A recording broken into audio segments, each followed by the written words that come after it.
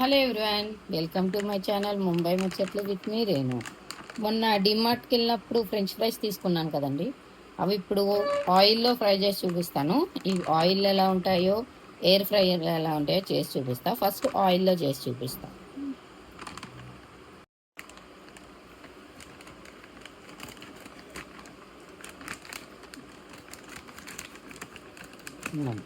చూడండి French fries ఇవి ఎలా ఉన్నాయో చూద్దాం. ఇది వాళ్ళకు ఇవి డేట్ చూసానండి.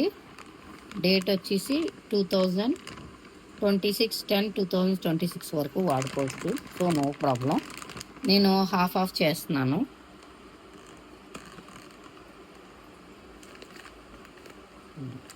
ఇవి నేను రాగానే డీప్ ఫ్రీజర్లో అనేది పెట్టేశాను. తీసి ఒక హాఫ్ అన్ అవర్ అయింది బయట నుంచి.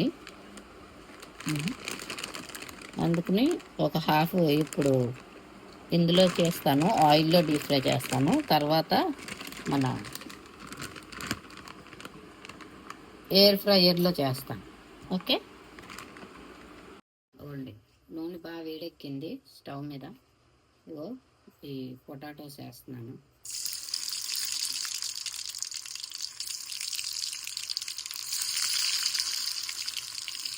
బాగా వేడెక్కింది.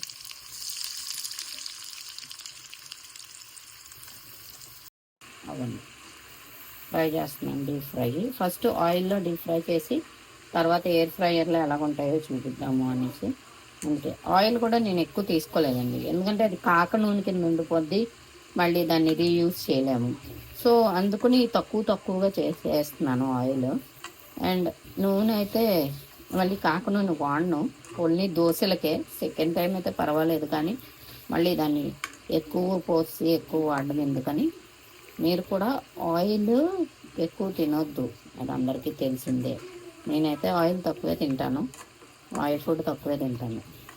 కానీ ఏం చెప్తాం, ఫ్రెంచ్ ఫ్రైస్ ఇలాంటివి అయితే తింటాం కదా ఖచ్చితంగా. అప్పుడు ఆయిల్ మాత్రం ఏమి ఉండదండి, పర్వాలేదు. మామూలుగా అయితే బయట స్పైసీ ఫుడ్ తినము అంటాం, కానీ బిర్యానీ పెడితే తినమా ఏంటి? బిర్యానీ స్పైసీ ఫుడ్లోకి రాదు కదా, అది మన లెక్క వేరుంటుంది అండి.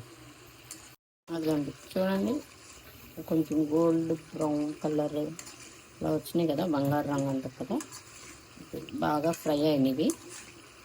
2 మినిట్స్ అటు ఇటు సిమ్లో ఫ్రై చేసి పక్కకు తీసేస్తున్నా. ఇగో అయిపోయినట్టే. కానీ ఇవి అయితే బాగానే అవుతున్నాయండి. మనం ఎంత చేస్తున్నా నాకైతే రావట్లా, మీకు ఎలా తెలియదు కానీ నాకైతే రావట్లేదు ఇవి.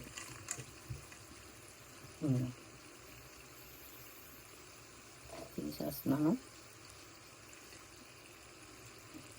పేపర్లో టిష్యూ వేసుకొని ప్లేట్లో టిష్యూలోకి తీసేస్తున్నాను, ఎందుకంటే కొంచెం ఆయిల్ అది అబ్జర్వ్ చేసేస్తుంది కదా టిష్యూ ఏమైనా ఉన్నాయి కదా.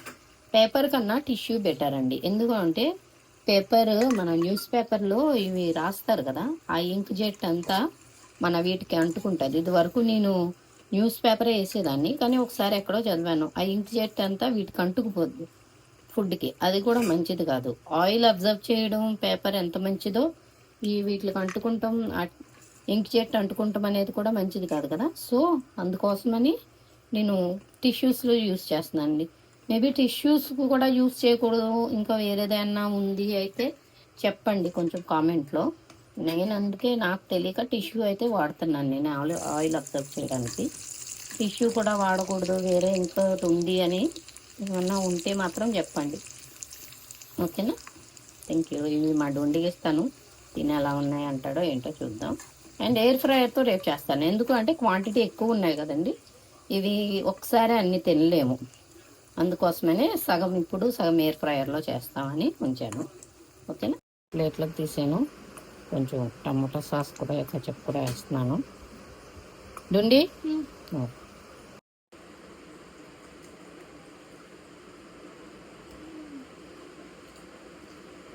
ఎలా ఉన్నాయి? బాగున్నాయా? ఎయిర్ ఫ్రైయర్లో బాగున్నాయి, ఇవి బాగున్నాయి. అంతకుముందు నువ్వు ఎయిర్ ఫ్రైయర్లో తిన్నావు కదా, ఏవి బాగున్నాయి? ఇవే బాగున్నాయా ఎయిర్ ఫ్రైయర్ కన్నా? రేపు ఎయిర్ ఫ్రైయర్లో చేస్తాను, అవి ఒకసారి చూద్దాం, ఓకేనా. విన్నారు కదండి, ఇవే బాగున్నాయంట ఎయిర్ ఫ్రైయర్ కన్నా. ఎందుకంటే ఎప్పుడు హెల్దీ ఫుడ్ మనకు నచ్చదు కదా. సో చూద్దాం, రేపు ఎయిర్ ఫ్రైయర్లో కూడా బాగానే ఉంటాయి. వీడు ఎందుకో తిన్నంటున్నాడు. సో అంతవరకు నా వీడియోలు చూడండి, లైక్ చేయండి, షేర్ చేయండి, సబ్స్క్రైబ్ చేయండి. ఏమని అల్లుండి?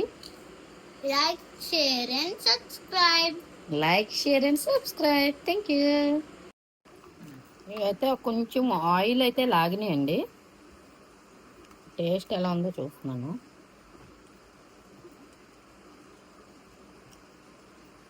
టేస్ట్ కూడా పర్వాలేదు, కానీ కొంచెం ఆయిల్ లాగినాయి. ఎయిర్ ఫ్రైయర్లో ఇంత ఆయిల్ లాగదు, కానీ ఓకే, బాగానే ఉంది.